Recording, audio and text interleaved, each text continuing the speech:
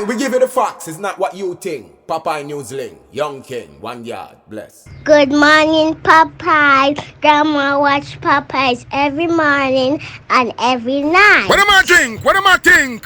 You're listening to Popeye News Links. This is the Admiral Tibet who I represent, and remember, the time is so serious, cantankerous and dangerous.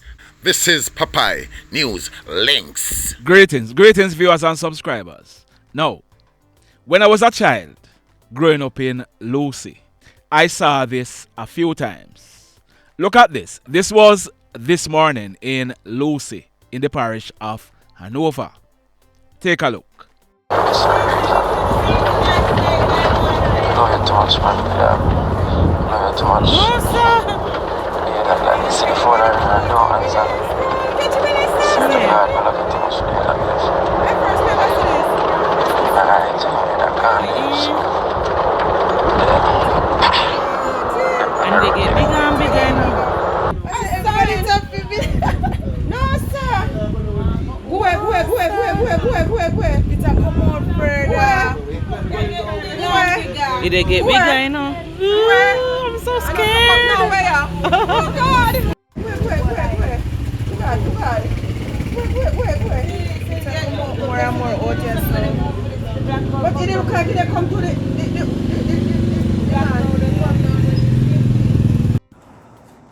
hey, yo. She is crazy. As long as you not travel, where they go?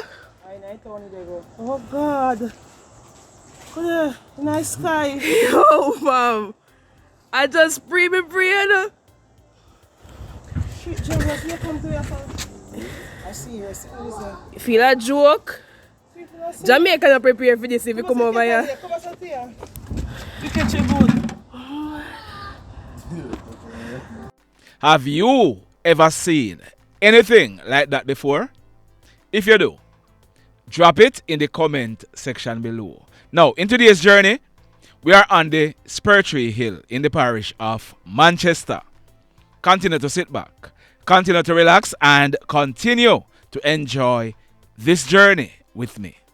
First up, we are learning that early this morning, Saturday, December 30, about a few minutes after 2 o'clock, 10 Cuban nationals, all males, they entered the island on a boat. We are told that they were seen on the shoreline of the Excellence Hotel property in the parish of Trelawney.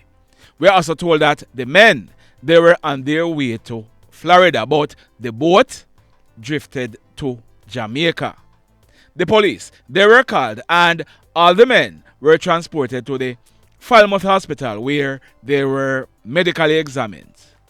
Over the next few days, it will be known how the government of Jamaica will deal with these migrants. In this next story, I carried a story on Thursday of this week. I had reported that detectives at the Savannah Lamar CIB, they had arrested and charged 36-year-old Deborah Maye for scamming a 58-year-old Westmoreland chef of over 1.1 million Jamaican dollars. This was after she had collected money from the chef after she had made arrangements with him to sell him a 3-bedroom board and concrete house. It turned out that Debbie, she had already sold someone else the house, but she still went ahead and collected money from the chef. A report was made and she was held by the police on Christmas Eve. She is now in the lockup awaiting a court appearance. So, Debbie, she's a mother. And truth be told, when these things happen, the children suffer. I've received this a few times. It was sent out by Debian's daughter. Listen to this. Good morning, public of Jamaica. I am Erisa. I saw my mother over Popeye News, and I am asking you if you can forgive her. Her name is Deborah Maye, And Leroy, I am asking you if you can forgive my mother and drop the case. The reason why she did that is to help us out to put food on our table. I know that she have done something wrong, and I am asking you to forgive her. She just wanted us to be alright and wanted to put food on our table. So please, I am asking you to forgive her. Her is also very sickly, and they got her locked up. Every night, me and my brothers cry for our mother because we are so worried about her. Please, I am asking you if you can please help her. Leroy, please, I am asking you if you can drop the case on my mother. Please, I know what she did was wrong, and we are very sorry. My family is willing to pay off the money. So, you heard that? Well, Princess Erisa, first thing, you said that you know that your mom did something wrong, and I am happy that you know that. Secondly, Princess Erisa, you said they got her locked up. No, Princess. She was the one who caused herself to be locked up. You also said that your family is willing to pay the money. I am sure that more than anything else, that's what Leroy wants. You were the one who said Leroy. So apparently, you know who the person is. So I'm going along with you. I am sure that Leroy would love to have back his money. And in my view, the forgiveness will come after that. And Princess, don't blame yourself or your siblings for anything and thinking that it's because mom wanted to provide for you why she did this. Your mom knew right from wrong and she chose to do what she did. So don't blame yourself. Let's hope that whatever happens, she and others will learn from this. Alright? Now, in this next story, that man on your screen, his name is Christopher McDaniel, but he was popularly known as Chris. 3 days ago, on December 27, Chris would have celebrated his 50th birthday. And let me declare this from now. Chris and I were very, very good friends. Got it? Chris was a sergeant in the Jamaica Constabulary Force who found himself in trouble with the law. He was found guilty and fined by the courts.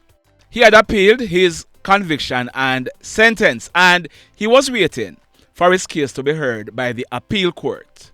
He was still a member of the Jamaica Constabulary Force, although he was on suspension.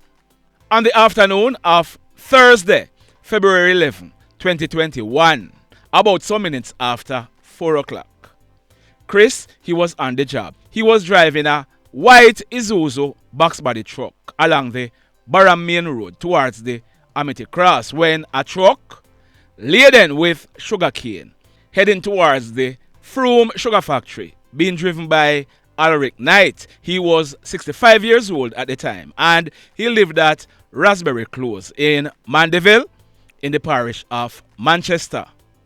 Alrick, he ended up losing control of the truck, which fell on the truck that Chris was driving. Chris ended up dying on the spot.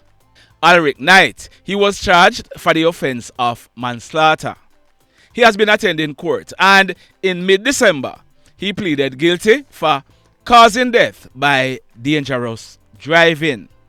He was sentenced in the Westmoreland Circuit Court and he was fined 500,000 Jamaican dollars or 2 years in prison, and his driver's license was suspended for 2 years effective December 19 when he pleaded guilty. Once again, condolences to the family and friends of Chris McDaniel. In this next story, I carried a story on Tuesday. I told you that the previous morning, Monday, December 25, about some minutes to 3 o'clock, that guy on your screen, his name is Romario Meade, but he was popularly known as Chucky. He was 28 years old and he lived in the Crystal Lane area of Old Brayton in the Portmore area of St. Catherine. Romario, his girlfriend, and other persons, they were coming from a party and they were heading home. They were walking along the roadway along Bloom Glow Way in the Reedspen area of Portmore when they were approached by 5 guys. These 5 guys, they walked up to Romario and engaged him in a brief conversation. One of the hoodlums, he then pulled a gun and opened gunfire, hitting Romario to his upper body. The hoodlums, they then ran off, making good their escape on foot in the area. Persons rushed with Romario to the Spanish Town Hospital, but it was too late. He was pronounced DEAD on arrival. So the police, they commenced investigations and one of the hoodlums was picked up by the police. He has since been positively identified and he was charged. His name is Patrick Smith, but he's popularly known as Spoogie. He is 33 years old and he's living in the Reedspen area of Portmore. He has been charged for 1. Murder, 2. Conspiracy to murder, 3. Possession of prohibited weapon, 4. Unauthorized possession of ammunition, 5. Using a prohibited weapon to commit a scheduled offense, and 6. Being a part of a criminal organization. And Spoogie, he'll be going to the courts shortly. The mayhem. So let me ask you something. Let me ask you something. Have you hit on the love button as yet? If you have not yet done so, remember to hit on it. Also, if you are over here watching our videos and you have not yet subscribed, hit on the subscribe button. As also, hit on the notification bell. Then click all so that whenever we drop a new video, you'll be one of the first to be notified. In the final story for today, a husband is dead and his wife and brother-in-law, they are the main suspects in his murder. Listen this now. Listen this. A man, his name is David Brown, but he was popularly known as Brown Man.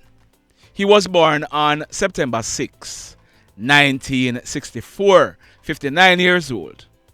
Brown Man was a fisherman and he lived at Moortown in the Wakefield police area of Trelawney. So this is what we are learning. Brown Man is married. His wife is popularly known as Maye.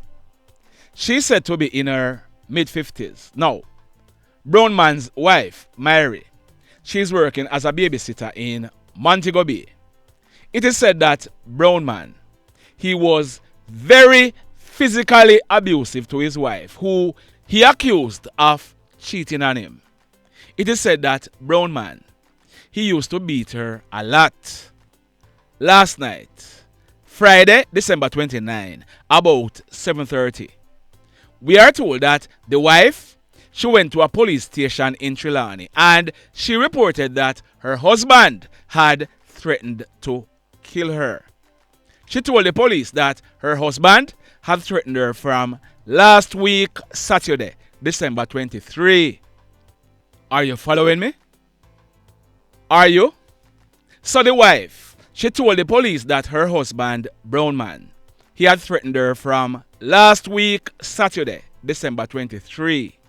She was asked by the police, why is it that she was just reporting the threat that took place a week ago?